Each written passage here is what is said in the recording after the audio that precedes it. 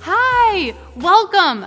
This is an exclusive Ace Rewards video you unlocked as being a member. You may have seen me on my YouTube show on Ace's channel called Leftovers with Annie. I'm looking forward to showing you all the great ways that paint can transform your space. I have some quick tips and inspiration, and I look forward to showing you. Painting your kitchen cabinets is a great way to avoid a costly home expense, as well as a big interruption in your home. But you're probably wondering, where do I start and how do I get that look as if a pro completed it? These questions and more will be answered in this video.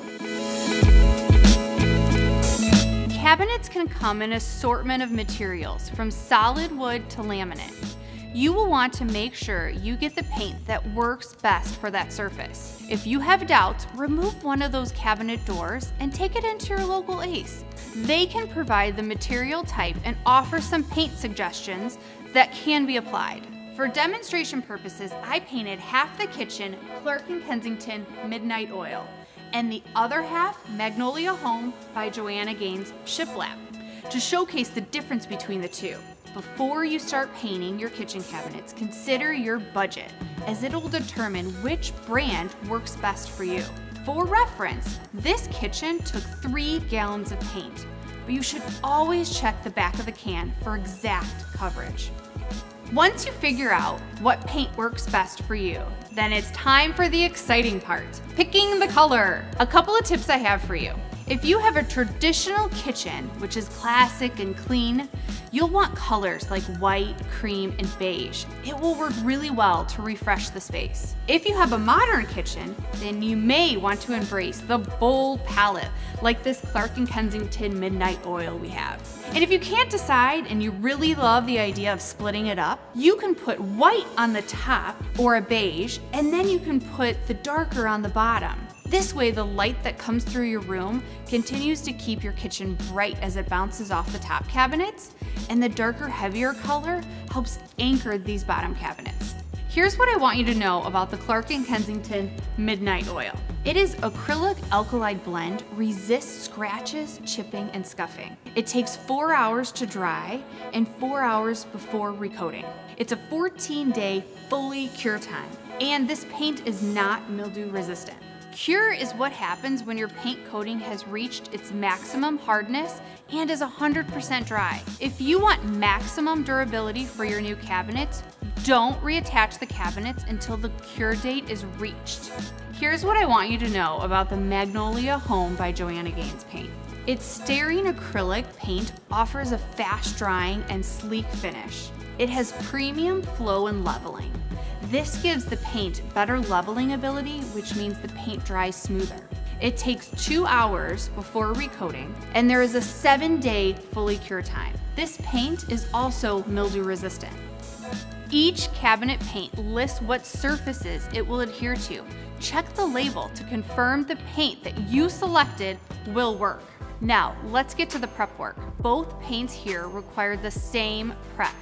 I can't stress it enough that the prep you put in will give you those pro results. You go into your kitchen so many times throughout the day and close those doors more than you know.